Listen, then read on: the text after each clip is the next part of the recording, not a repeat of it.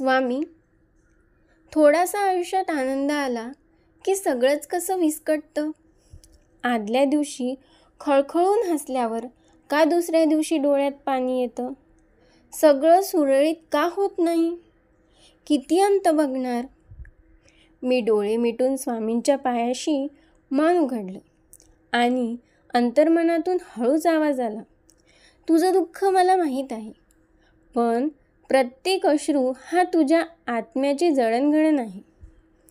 वाईट दिवस म्हणजे संधी. तुला स्वतःला ओळखायची, तुझ्या ताकदीवर विश्वास ठेवायची. मी तुझा संयम पाहतोय.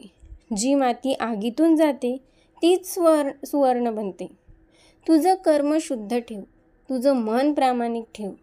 फळ वेळेनुसार मिळेल, कारण जे तुझं आहे ते तुझ्यापर्यंत यायलाच पाहिजे.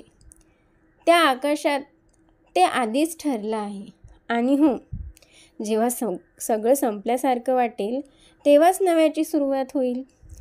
नियती त्याचीच परीक्षा घेतं ज्याच्यात ती पार करण्याची ताकद असते. खचून जाऊ नकोस, विश्वास ठेव आणि भिवू नको. मी तुझ्या पाठीशी आहे.